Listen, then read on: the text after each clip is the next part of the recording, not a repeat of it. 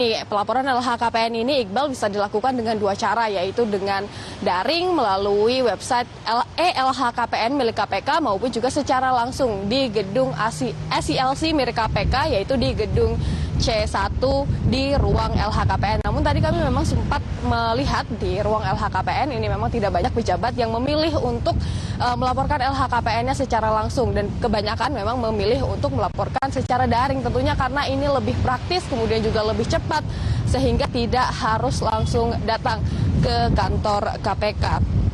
Kemudian memang ada beberapa hal, Iqbal, atau beberapa harta yang perlu dilaporkan oleh wajib lapor LHKPN. Di antaranya adalah harta tanah dan bangunan, kemudian juga harta alat transportasi dan juga mesin, kemudian juga kas, baik kas berupa uang di tabungan maupun juga di saham dan lain sebagainya. Selain itu juga harta-harta benda bergerak lainnya juga harus dilaporkan di LHKPN ini. Kemudian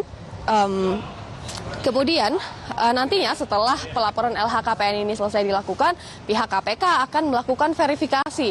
Nantinya setelah diverifikasi, KPK akan merilis LHKPN dari penyelenggara negara ini secara publik dan dapat diakses langsung oleh masyarakat, tentunya karena ini adalah bentuk transparansi dan juga pencegahan terhadap KKN atau korupsi, kolusi dan juga nepotisme yang dilakukan oleh penyelenggara negara, Iqbal. Harusnya tidak ada alasan ya bagi mereka untuk tidak melaporkan LHKPN karena semua sudah dipermudah. Dila, ada sanksi tidak bagi mereka yang tetap tidak melaporkan LHKPN-nya?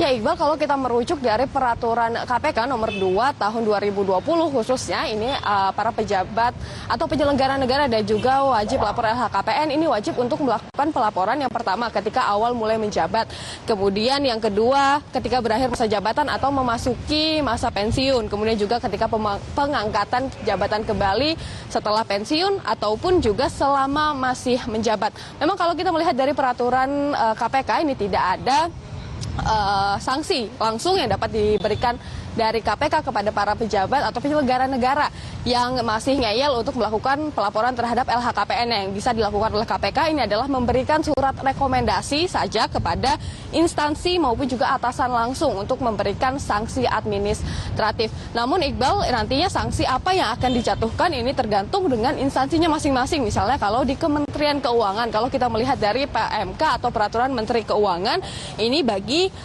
PNS yang tidak disiplin dalam melaporkan LHKPN-nya ini akan dijatuhi hukuman sanksi administrasi ringan.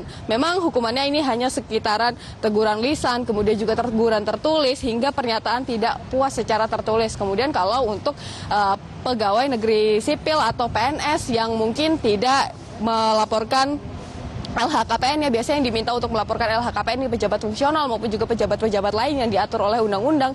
Ini ada beberapa hukuman disiplin, mulai dari hukuman disiplin ringan hingga berat yang dapat dijatuhkan. Hukuman disiplin ringan ini diantaranya adalah seperti yang pertama, pemotongan tukin sebesar 25% untuk jangka waktu tertentu, misalnya 6 bulan hingga 1 tahun. Kemudian untuk apabila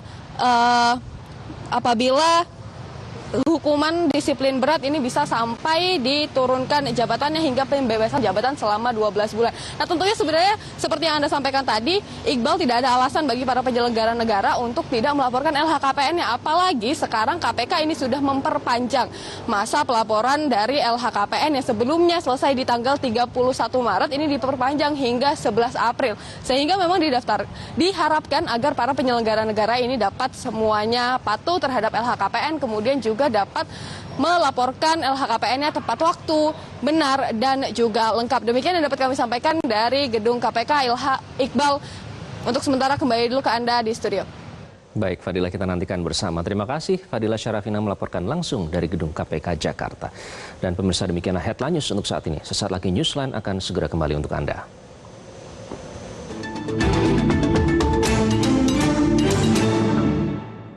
Semua boleh nyanyi lagu saya tanpa izin. Terus tiba-tiba dia nggak bisa nyanyi. Dapat duit dari mana dia? Problemnya dari Dani itu kan nyebelin. aja.